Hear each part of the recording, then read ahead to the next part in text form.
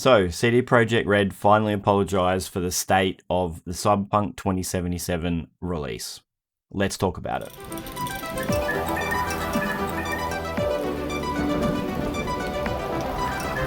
Hey guys, welcome back to the channel. My name is Matty and iAmStylized. Thanks for stopping by to see my video on the Cyberpunk 2077 apology from Marcin Iwinsky at CD Projekt Red. In my opinion, I think that the main thing that people will take away from this video is the fact that the game should have been released in another year's time. It clearly needed 12 more months to be finished. If you have a look at the timeline that they posted, the patches are taking up the spot where the free DLC was supposed to come out and the next gen patch release. And then that stuff got moved a bit later on, and there's then the free DLCs that would probably introduce a few little bits and pieces here and there. And then at the end of the year, it was supposed to be like actual expansions, just like they did in The Witcher 3. So none of that's happening now, and everything's been pushed back. And basically, the way that it's going to work is that the game is going to be complete at the end of this year, maybe the start of next year. Why didn't they just delay the game and release it next year? Because the patches fix the consoles, the free DLCs are essentially probably going to be the cut content that was promised in the game. How much effort they go to and how much time they spend on adding in features that should have been in the game that actually weren't on release, who knows? But they've given themselves enough time for it all to be done properly as well. Like, they're not just rushing out patches every month and stuff like that. They've gone, this is how much time we need. And you would think after all the time in development that they've finally worked out how much time it actually will take. And they've given themselves a bit of breathing room, and then they're going to start adding new content to the game once the game's finished. Well, in my opinion, they've made a big mistake in releasing the game, and they definitely should have released it next year. I watched Legacy Killer HD's video, and in his video, he likened the free expansions and the free DLC to The Witcher. And in The Witcher, they released like new looks for Geralt and stuff like that, and other NPCs. So there's a strong chance that they would release new outfits for like Judy and Panam and stuff in the free DLC. So we can sort of assume that the free DLCs isn't going to be like massive new additions to the game originally, but I sort of think that now you would think they'd need it. They feel like they need to make up for what they've done and please their customers even more. It's just a feeling and the vibe that you get from CDPR.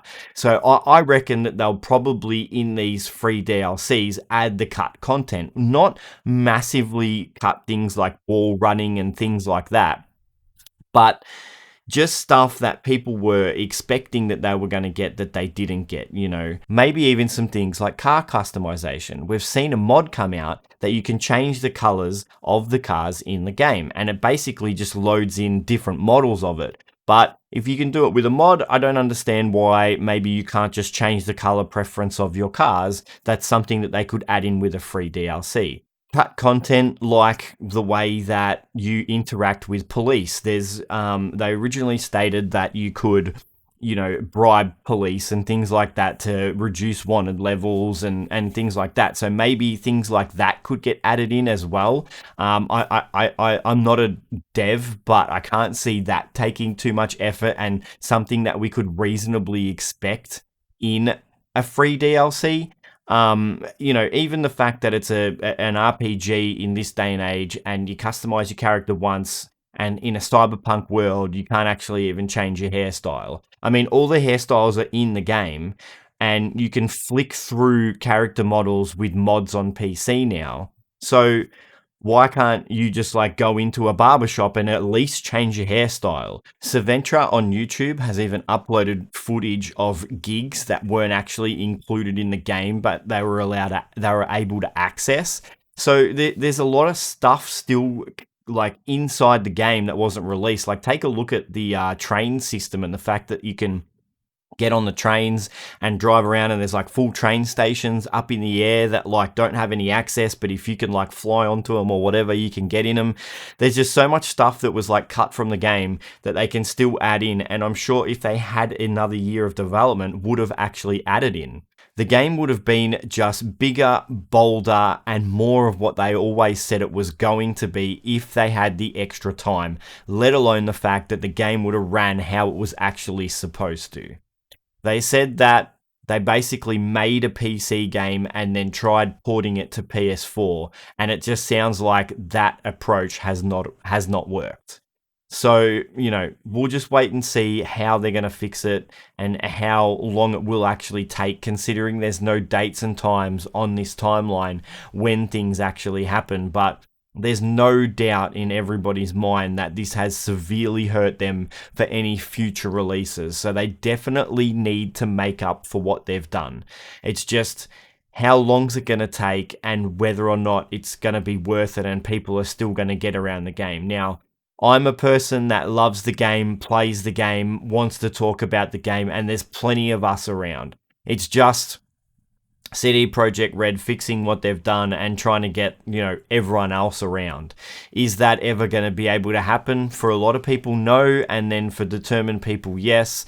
But as for the general community, who knows? I've got a mate that played the game on PS4 at release, and he was furious at how the game played. He couldn't believe that they charged him 100 Australian dollars to play the game and it ran the way that it did. Like, very disappointed, and I can understand that wholeheartedly. I played it on PC on a 3080 and it looks amazing. I haven't had a problem. I've also got it on PS4 Pro, and I didn't have that kind of drama with it, but at the same time I was just like, I ain't playing on this on PS4 Pro. I'm going to play this on PC. So, if they had the extra time and they did it, people could have gotten stuck into it and it could have been everything that everyone thought it was going to be. It's not game of the generation. It may never be because it has this stigma on it, but yeah, if they had the time to do it, it could have worked. And Marcin, to me, basically just proved that to be fact with this apology. I guess it upsets me a little bit that it sort of came off a little bit as, a little bit of PR and trying to save themselves, hopefully, with all these lawsuits, the government coming in with their 10% taking of profits and things like that. It's all speculation, but we'll see in the end. And yeah, they finally apologized and they've said things that they shouldn't have said, but they got there in the end. It's good that they've finally come back to being honest and they've said what they've said. Let's just hope they keep like that. Let's hope these patches fix the game, and let's hope they don't absolutely screw the devs into the ground and try and smash it out too fast. At the end of the day, if they need to take extra time and it takes longer to do these patches and that delays the free DLC, then so be it. As long as everybody's happy and healthy, that's the main thing. I can wait. There's other games that we can play until that stuff comes out. Or we can just keep doing crazy and silly things within this game. So that's my absolute rambly mess on how CD Projekt Red could have had another year and released the game properly. Look, I don't know how anyone could have enjoyed this video, but if you did, please like it. And please subscribe. I'm uploading a lot more now. Thank you very much for watching, and I will see you in the next one. Ciao.